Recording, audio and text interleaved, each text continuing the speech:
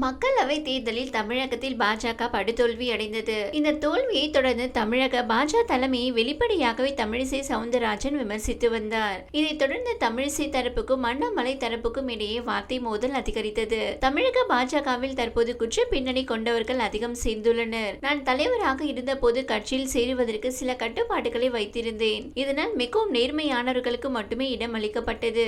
ஆனால் தற்போது அப்படி இல்லை என்று தமிழிசை ஒரு குண்டை தூக்கி போட்டார். இதற்கு அண்ணாமலையின் ஆதரவான திருச்சி சூர்யா சிவா, உங்கள் காலத்தில் கட்சி வளரவே இல்லை. உங்களின் ஆதரவுடன் தலைவரான எல் முருகன் காலத்தில் தான் குற்ற பின்னணி உள்ளவர்கள் அதிகம் சேர்க்கப்பட்டனர். எங்கள் மீது நடவடிக்கை பாய்ந்தாலும் சந்திப்போம் என்று பதிலடி கொடுத்ததால் கோஷ்டி பூசல் பற்றி எரிய தொடங்கியது.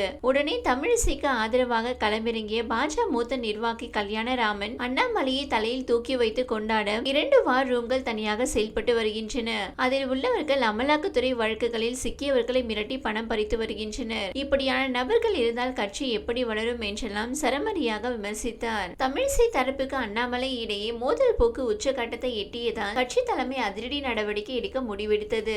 இது குறித்து மேலிட பொறுப்பாளரும் ஒன்றிய அமைச்சருமான பியூஷ் கோயல் மாநில உயர்மட்ட குழுவினரிடம் இருந்து அறிக்கை கேட்டுள்ளார். தேர்தல் தோல்வி குறித்து டெல்லி தலைமையிடம் விளக்கம் அளிக்க தமிழக பாஜக தலைவர் அண்ணாமலை டெல்லி சென்றார். அப்போது அமித்ஷா உள்ளிட்ட மூத்த தலைவர்கள் அவரை கடுமையாக திட்டி எச்சரித்து அனுப்பியதாக கூறப்படுகிறது. இதனால் கோவை திரும்பிய அண்ணாமலை இனி வேறு எங்கும் பேட்டி கொடுக்க மாட்டேன் என்று அறிவித்தார். இந்நிலையில் ஆந்திர முதல்வர் சந்திரபாபு நாயுடுவின் பதவியேற்பு விழா கிருஷ்ணா மாவட்டம் கண்ணவரம் விமான நிலையம் அருகே நேற்று நடைபெற்றது. இந்த நிகழ்ச்சியில் பங்கேற்ற தமிழிசை சவுந்தரராஜன் விழா மேடையில் அமித்ஷா மற்றும் முன்னாள் துணை ஜனாதிபதி வெங்கையா நாயுடுவுக்கு வணக்கம் வைத்துவிட்டு நகர்ந்தார். ஆனால் அமித்ஷா தமிழிசையை கையசைத்து அழைத்தார். உடனே பணிவாக தலை குனிந்து அவர் அருகே தமிழிசை சென்றார். அவரிடம் கடுமையான முகத்துடன் கைவிரல்களை நீட்டி கண்டிப்புடன் அமித்ஷா பேசினார். இதற்கு சமாதானம் அளிக்கும் வகையில் தமிழிசை ஏதோ சொல்ல முயன்றார். ஆனால் அமித்ஷா அதை கேட்க தயாராக இல்லை. நோ நோ என்பது போல தலையை ஆட்டி அமித்ஷா மீண்டும் தமிழிசையிடம் மிரட்டும் துணியில் பேசினார். இந்த வீடியோ பதிவுகள் சமூக வலைதளங்களில் வைரலாகி கடும் சர்ச்சையை ஏற்படுத்தியிருக்கிறது.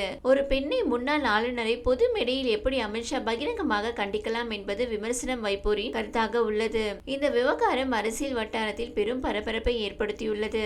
ஒரு பெண்ணை முன்னாள் ஆளுநரை பொது மேடையில் எப்படி அமித்ஷா பகிரங்கமாக கண்டிக்கலாம் என்பது விமர்சனம் வைப்போரின் கருத்து. தற்போது இந்த விவகாரத்தில் கேரளா காங்கிரசும் இணைந்துள்ளது. கேரளா காங்கிரஸ் கட்சியின் அதிகாரப்பூர்வ எக்ஸ் பக்கத்தில் பெண்களை பாஜக எப்படி இழிவாக நடத்துகிறது என்பதற்கு இதுதான் சான்று. கொஞ்சமாவது சுயமரியாதை இருந்தால் தக்க பதிலடி கொடுத்துவிட்டு பாஜகவில் இருந்து விலகி இருப்பார்கள். ஒரு மருத்துவர் முன்னாள் ஆளுநரான தமிழிசை சவுந்தரராஜன் இத்தகைய அவமானங்களை தாங்கிக் கொள்ளக் கூடாது என தெரிவித்துள்ளது. இதையடுத்து சென்னை விமான நிலையத்தில் இந்த விவகாரம் தொடர்பாக கேள்வி எழுப்ப செய்தியாளர்கள் தமிழிசையை அணுகினார்கள். என்ன நடந்தது மேடம் என்று கேட்க தொடங்கியதும் தமிழிசை வேகமாக அங்கிருந்து புறப்பட்டார். கிட்டத்தட்ட ஓடும் வேகத்தில் நடந்து அங்கிருந்து வேகமாக சென்றார். பொதுவாக செய்தியாளர்களை தவிர்க்காத தமிழிசை முதல் முறை இப்படி நடந்து கொண்டார். இந்நிலையில் தமிழக பாஜக செய்தி தொடர்பாளர் ANS பிரசாத் வெளியிட்டுள்ள அறிக்கையில் பாஜகவின் பலம், மகத்துவம், தமிழகத்தில் பிரதமர் மோடிக்கு உள்ள செல்வாக்கு ஆகியவற்றை அண்ணாமலை அமைந்த வியூகம் தான் அதிமுகவினருக்கு புரிய வைத்துள்ளது.